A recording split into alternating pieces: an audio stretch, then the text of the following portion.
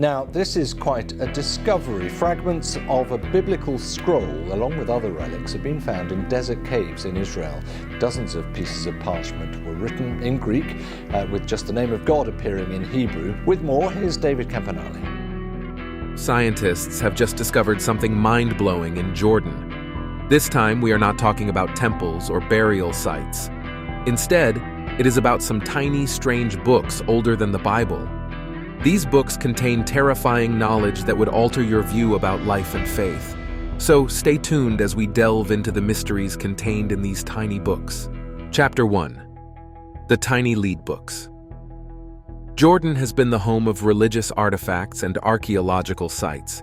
You can visit diverse historical places like the land of Zoar, where Lot and his family found refuge when they fled Sodom and Gomorrah. But recently, scientists have discovered a rare discovery: tiny books that are far older than the Bible. 70 lead books include some fascinating information about Christianity. These lead books, believed to be the work of early Christians, are bound by metal rings and are adorned with texts and symbols. The mystery that shrouds these tiny books, their origins, and the knowledge they hold has captivated scientists, historians, and researchers, and would surely do the same to you. These little books, with their symbols, pictures, and phrases hinting at the death and resurrection of the Messiah, could potentially reshape Christian history. Their discovery echoes the monumental impact of the Dead Sea Scrolls in 1947. The names Jesus and Simon, though their significance is yet to be fully understood, further add to the mystery of these ancient texts. The Simon described could have been either Simon Bar Kokhba, who launched a massive insurrection against Rome in 135 CE, or the man who assisted the Messiah in carrying his cross on the way to his crucifixion. As a result, historians consider this book to be an extremely old relic that may have been composed thousands of years ago. According to Wikipedia, these books are referred to as codices. This means they might be original manuscripts of modern books like the Bible.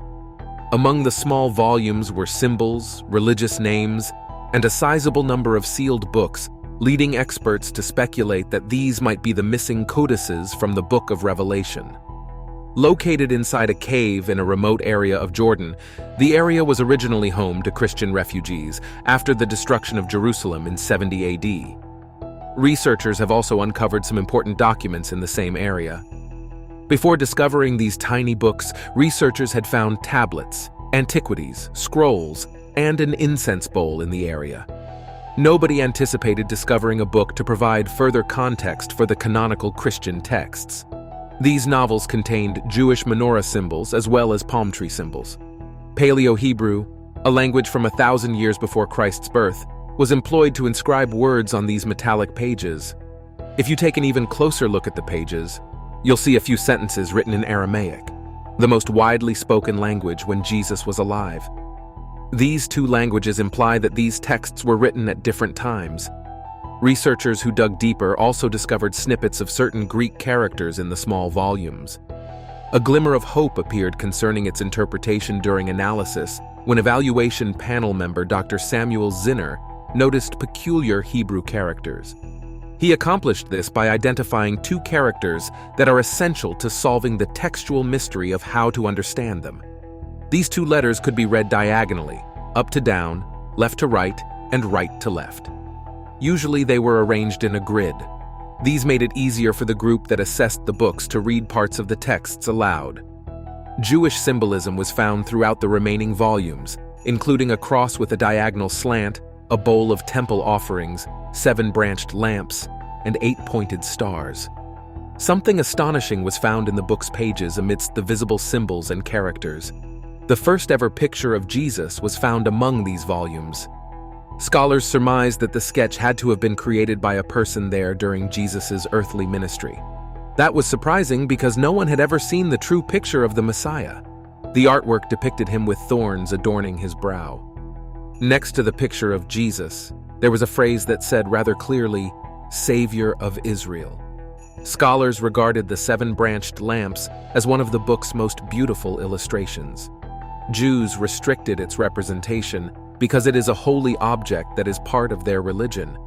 It was exclusive to the Holy of Holies an inner location within the temple. The only person allowed to see it was the high priest. Researchers found it perplexing that someone other than the Jewish high priest could observe and draw something said to be God's furniture. Scholars surmise that including this 7-branched menorah caused many of the small volumes to be sealed, since it included a picture that was off-limits to the general population. David Elkington photographed these books extensively and made statements about them in a March 2011 press release. He said it was an exciting discovery and that the volumes might hold the key to understanding Christian history. Although the book's dates have not yet been confirmed, if they were, they most likely rank among the earliest Christian works produced before the well-known letters of the Apostle Paul. David Elkington stated that it is amazing to consider that we hold artifacts that the early church saints may have owned. He had to deal with many doubters who didn't think this book could be from the 1st century and written by real individuals who were living at that time. However, not everyone believed that the books were authentic. Thus, there is a lot of skepticism and debates surrounding its originality. But the moment the book was opened, scientists never bargained for what they saw within its tiny pages. What were the disturbing revelations hidden within the pages of these books? What discoveries could be so uncomfortable for even the scientists to share? Keep watching to find out. Chapter 2: Skepticisms and Criticisms Surrounding the Book's Genuity. The Jordanian authorities led the skepticism since they had seen comparable books in Cairo, Libya, used as simple mementos or sold online. The Jordanian authorities handled these little lead books in the same manner as other literature. They wrote it off as a fake. They disseminated pranks across the community, claiming that an old man had discovered the books in a cave. Daniel C. Peterson, written in 2010 by Elkington, also published a letter online. The letter was sent to Oxford academic Peter Thoneman, who sent images of a copper tablet and asked for information regarding the Greek text inscribed. Thoneman replied that the item was a modern forgery created in Jordan in the last 50 years because the text copied a truncated tombstone inscription, AD 108-9, from the Archaeological Museum of Amman. Thoneman said he would stake his career on believing that the books had been faked. Professor Jim Davila also published Elkington's letter and Thoneman's reply.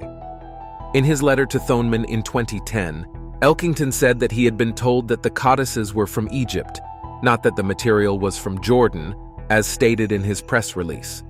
This makes the situation very complicated. Also, historian William J. Hamblin called into question the image of Jesus on the tablet, stating it looked a great deal like images of Helios, also found on ancient coins. An article in the Daily Telegraph stated that David Elkington, also known as Paul Elkington, had a book on the codices that literary agent Curtis Brown would be trying to market to publishers at the London Book Fair.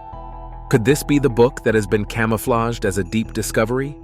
BBC News also conducted a short investigation about the authenticity of the codices. This was conducted as a short 13-minute Inside Out West segment, and a written BBC News article entitled Jordan Codices Expert, David Elkington's Claims Queried. The program initially focused on the codices' authenticity, with Peter Thoneman again affirming that, "I'm as certain as it is possible to be that this entire body of codices is modern fakes. I would stake my academic reputation on it," adding that, "All of the codices that have appeared in the media in the past year or so are products of the same modern workshop. They've all sorts of similarities in style, fabric, and content. It seems clear that every single one of these documents is a modern fake." A spokesman for the Israeli Antiquities Authority also noted, "They were shown to experts on the period. All the experts doubted their authenticity." Author and metals expert Robert Feather was also skeptical.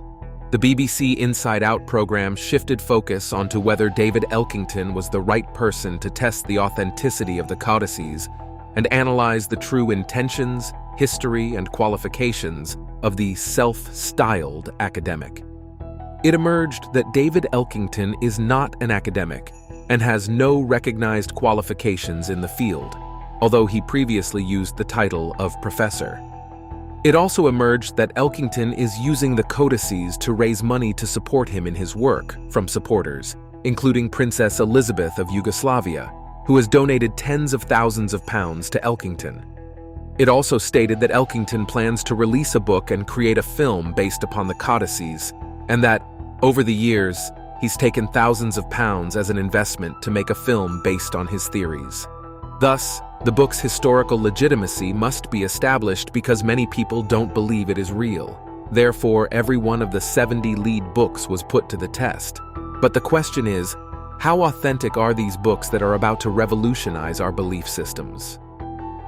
Chapter 3. Ascertaining the book's authenticity.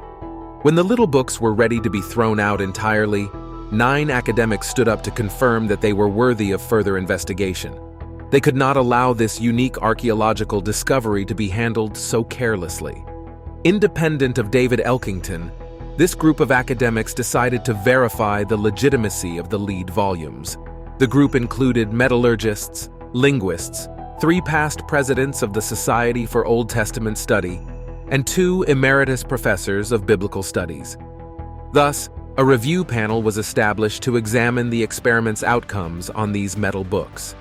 As the chairman of the evaluation panel, Robert Hayward, a distinguished professor of Hebrew at the University of Durham, exercised supreme authority. The 9 academic groups got to work setting up a sequence of examinations for the little books. The main test was to ascertain the metal's age. If it turned out to be as old as assumed, it suggested that the words on it were probably etched during that time frame. They were required to observe the metal's active radiation. The metal was unquestionably not a creation of this modern era if it did not emit any active radiation. One of the test conductors, Professor Webb, stated that lead naturally includes a radioactive isotope that gradually disappears after mining. Radiation from radioactive polonium in the air can revive lead. Professor Webb went on to say that radioactive polonium was present in every metal forged after 1945. Since that year, the first atomic bomb was detonated in the New Mexico desert, releasing radioactive polonium into the atmosphere. Therefore, if there is no radioactive polonium in the small lead books, they were manufactured before 1945 and more than a century ago. Surprisingly, the test results showed no radioactive polonium in the lead books. The University of Surrey's additional metallurgical investigation established that the lead was produced at least a century ago, ruling out the possibility of contemporary fraud. Although critics have long maintained that these volumes are fakes, new evidence suggests that the leads were more Roman and written more than a century ago. Nobody has ever seen or handled the extremely impure leads found in the texts. They are not produced like modern leads, and unlike contemporary leads, they break readily. The lead showed all the telltale indicators of substantial aging under a microscope, including minute holes forming inside the lead and crystalline impurities adhering to the surface. These processes all require 1,800 years or longer to start. This implies that the first-century Christians wrote the lead books. Its veracity has been established. Hence, scholars and academics interested in learning more about the material exchanged by early Christians can now give it a careful examination. Since it has been established that the little lead books are authentic and unadulterated, everyone is left wondering why they were produced in the first place. Come to think about it, who wrote these tiny books? For what purpose? And why were they hidden from the public for centuries? The motivation for the writing of the codices and the facts that the early church attempted to transmit and preserve have long baffled academics. Because so many books have been sealed to protect their contents, scholars are left wondering why someone would write something down and choose to keep it that way. Certain experts conjectured that the books were intended to be retained as talismans rather than for study, based on their observation that they were tied by rings on all 4 sides. They contended that although the contents of that letter might have been copied from something older, the forms of some of the letters indicate that they were composed after 135 CE. They were intended to be passed down from generation to generation. Upon perusing the main volumes, a few academics were enthralled with what they discovered. Professor Emeritus of Biblical Studies at Sheffield University, Philip Davies, said he was astounded to see an image that bore such a striking resemblance to a Christian image. He observed that a drawing of Jesus' tomb appeared behind the cross. which was in the foreground. The walls of a city could be seen behind a little building with a hole in it. Davies noted the striking similarity between the walls depicted on other book pages and Jerusalem. He concluded that the books portrayed a Christian crucifixion taking place outside the city gates. In addition to trying to decipher the contents of the books, researchers are afraid that the Israeli keeper may try to destroy or sell some of the volumes on the illicit market. However, the study of the little lead booklets continues despite this. According to Dr. Margaret Barker, the former president of the Society for Old Testament Study, the Book of Revelation describes a sealed book that can only be opened by the Messiah. She explained that other historical writings mentioned locked wisdom books and a secret tradition that Jesus only shared with his closest followers. As she revealed that the imagery suggests a Hebrew Christian origin, and that these codices are likely to shed dramatic new light on an important but little understood period of history, Dr. Barker maintained that this was the context of the discovery. Speaking for Dr. Barker, David Elkington expressed the opinion that it is critical for the collection's owners and a potentially engaged global audience that it be recovered undamaged and secured under optimal conditions. Following extensive investigation, academics and researchers have determined that the lead books were intended to serve as testimonies. They were reproduced as a substantial record, attesting to the veracity of the words uttered by the Messiah.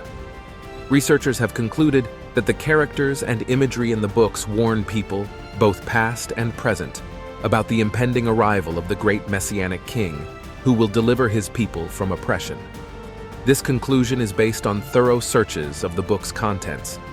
Certain passages in the books describe an impending escape from the current world, freedom from paying taxes to Caesar, and the enormous global domination the Savior will assume. A great many metallic books from the past have been discovered. Some were deft manipulations. These little volumes were among the few that were verified as authentic. Now to the real deal. What are the deep mysteries contained in the book? Chapter 4. The Mysteries in the Book. These small lead books are not unlike the many books that Dr. Margaret Barker has handled in the past. She has now thoroughly investigated these little books found in Jordan and discusses the results of her research. She observes that most of the lead book's pages are too corroded to read the text on them, while other pages still have the characters' distinct writing and artwork. The lead books are tiny. They resemble credit or debit cards in size. She discloses the contents of one of the tested lead books and unequivocally states that it was impossible to produce it in the previous century. The text and illustrations were raised above the page due to casting on the metallic lead pages. Any character changes require a new casting in the lead tablet before they can be redone. The replicas that Dr. Barker and the group of academics have are the original or exact copies, since no further words could be inserted without having them etched on the metal. Dr. Barker studies 2 pages from the lead tablets and notes that one of the pages has a menorah with 2 leaves emerging from its base. This page, in her words, is the oracle page. A bank card-sized stylized drawing of a bee can be found on the following page. This second page, to her, is the bee page. She flips to a different book, the size of 2 bank cards, and opens a page that shows a menorah with a different form, growing branches on either side and rows of crosses at the bottom. Nobody could understand how the characters and diagrams were arranged when these metal books were originally revealed. People were quick to write them off as pointless talismans or magic words. But then Dr. Barker's friend, Dr. Samuel Zinner, discovered that some words were cast in triangles and clusters rather than lines. Dr. Barker made the crucial discovery that allowed him to pin the lead books together. After more investigation, it was discovered that some letters represented more than one letter in the Hebrew alphabet. Dr. Barker took inspiration from the works of Ben Sira, a Jewish author who lived in Jerusalem in 200 BCE, as he used his insights to solve the mystery surrounding the volumes. Ben Sira wrote, "Look out on all the works of God, for they are all in pairs, one opposite." She later found that several simple words arranged in triangles had a perfectly good mirror image that formed a pair with the original word. She could also decipher additional ancient characters that stood in for many letters in the later Hebrew alphabet. Dr. Barker also noticed patterns based on their linking on the menorah page. Each word in this pattern had an exact mirror version, which read the patterns surrounding the form in the same order. She then explained the development of 21 patterns found on the oracle page, and she discovered up to 200 of these patterns on the oracle page. According to Dr. Barker, the data on the oracle page represents what was observed at Solomon's temple, the nation's first temple. She thinks the data on the oracle page of the lead books was altered into patterns by the priests after the people were expelled from Solomon's temple. The information on the lead tablets describes the older priesthood's present circumstances and hopes for the future while maintaining their worldview. The book of Isaiah served as the inspiration for many of the writings. Additionally, Dr. Barker's patterns on the oracle page explain how the Messiah, Adam, the Holy Spirit, and Eden were sent into heaven. Some intricate geometry appeared to be an early version of what is now known as Pythagoras. The B page lists the names of prophets exiled east of the Jordan River. The old wisdom of those people was preserved in the uncovered manuscripts. Patterns on the oracle and B pages depict the prophets during their exile and their recollections of Jerusalem, the sacred city. The lead texts also mention that the temple's first priests were metalworkers. The Hebrew scriptures contained many terms related to metalworking that were frequently mistranslated. Scripture uses the Hebrew term seraph, which means refined metal. We can infer from the scriptures that the Lord is a refiner because of passages like Isaiah 1:25, which says, "I will smelt away your dross," and Zechariah 13:9, which says, "I will refine them as one refines silver." The Lord also employed phrases related to metalworking in Malachi 3:3, which states, "He will sit as a refiner and purifier of silver, and he will purify the sons of Levi." In Isaiah 6:2, Isaiah describes seeing seraphim in the temple. However, we can also discover that these seraphim could have been smelters using the lead book's double letters. Even though the Hebrew terms for seraph and smelter were worded differently, they were identical on the oracle page. Since it is said that a seraph touched Isaiah's lips with a hot coal, was the angel a smelter then? It's also critical to remember that Aaron was a skilled metalworker who created the golden calf and, subsequently, the tabernacle's furnishings out of priceless metals. The gold used for the tabernacle resulted from metal workers who were sometimes priests. Not just the tabernacle, but all of the holy items within the temple and tabernacle, including the menorah, the mercy seat, also referred to as the capareth, and the cutlery. Gold was also used for the shewbread table, incense altar, and ark. Metal workers were necessary for all of these to come to life. According to Zechariah 1:18-21, metal workers would be in the coming temple, as mentioned in the lead books. The Hebrew term for metal workers in that phrase is horsam, which can also refer to silent or magical laborers. Silence is a major element that runs across all of the pages of these lead tablets. The wild days of King Josiah, which occurred at the close of the 7th century BCE, are also mentioned in the lead pages. According to inscriptions, Jeremiah was referred to as a prophet in 622 BCE, 1 year after King Josiah began ridding Judah and Jerusalem of idolatry. 2 Chronicles 34:3 provided scriptural confirmation. The turbulence in the temple gave rise to Jeremiah's vision. In his initial vision, he perceived an almond branch. In Hebrew, the word for almond is sakid, which means, "I am watching." These lines from the lead tablet meant that Jeremiah was in danger as the actual high priest. Therefore, the almond represented the Lord's high priest, and the Lord also kept an eye on things. The second call vision involved a boiling pot. It's always less discussed than the first call vision of Jeremiah.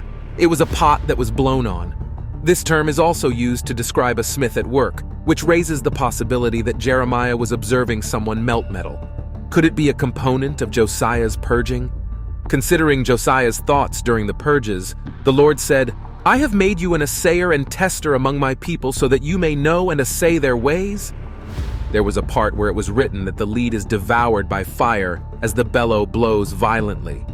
Observe that Jeremiah's boiling point is described with the same word below. A verse says, "The Lord spoke to Josiah for some more time, but in vain since the wicked are not taken out of the refiner's pot. According to Dr. Barker, this verse suggests that evil individuals were throwing lead into the fire, but wickedness had not yet been eradicated. Lead melting appears to have been a component of Josiah's purification agenda. Dr. Barker displays two equivalents in the Hebrew script on the right and the antiquated double letters on the left on the lead tablet pages. On a page of the lead tablet, there are 7 examples of these characters, 2 of which are old double letters written on the left, and their later Hebrew equivalent written on the right. These characters are arranged in 7 rows. In the most recent script, the top letter on the page is either a yon or an aleph, or possibly both. One ancient letter in these lead tablets can be read as aleph or yon, and 2 letters can be read as aleph yon ish shin, where ish is a term for a man. A single letter can be viewed as a double letter, meaning it could be a double and an arm symbol. Next, on the next page, Dr. Barker showed another artwork. She noticed 2 possible ways to write the letters, facing left or right. One of the characters there is pronounced as either Gimel or Dalit. They were located in 3. The 2 on the left are written sideways and face the other direction from the one on the right. On the menorah page, among these characters, is a sizable representation of the menorah, which stands for the Lord, with patterns intersecting at the menorah's central lamp. The Lord and the Messiah are revealed in that design. Dr. Barker displayed a 3rd letter pronounced as aleph and appeared 3 times. Additionally, an inverted Greek letter called omega is always used to denote the vowel O. Proceeding to the B page, Dr. Barker then shows 3 letters, which are either an R, a code word meaning race, or the letters B and Q. Returning to the oracle page, the depiction of the temple is symbolized by the big menorah. Heaven is the central region, with the characters depicted above the menorah and square. The characters beneath the menorah represent the earth. The most notable aspect of the lead tablets is the lines in each of these drawings that indicate where they are about the temple. Dr. Barker uses a figure on the left side of the menorah, which could be a branch or a sprout, to demonstrate this. It was visible rising into the Holy of Holies from the diagram's earthly region. When viewed backward as it descends from the Holy of Holies, it portrays a figure representing divine favor. The mirror word for this symbol, which denotes a shoot or a branch, is located on the right side of the menorah. As it rises, it reads, "My witness." The mirror term now conveys a distinct meaning, the one who knows, as it descends. The significance of those characters is that the Messiah, also known as the person called the branch, is the Lord's witness, and that he enters the Holy of Holies and emerges with favor and understanding from above. Isaiah's well-known phrase, "I have made him a witness to the people," confirms this. But here is a twist. The Jordanian Department of Antiquities issued a statement criticizing David Elkington. The department said that the information Elkington was promoting in local media and at local universities was inaccurate and lacked objectivity. There was no evidence to support the codice's authenticity. The Jordan Times reported that the department described the findings of David Elkington as baseless, stressing that the cave was not found and the pictures he has have nothing to do with the cave that was visited, which indicates that his insistence on the originality of the codices is groundless and not credible. Jamhawi, the Antiquities Department director, said that modern technology can be used to create confusion since it can use old materials and draw on them to make almost unrecognizable fake antiquities. However, Elkington and his team maintain that the codices are credible. Outro. Thanks for watching this video. While you're still here, check out the other videos you see on your screen.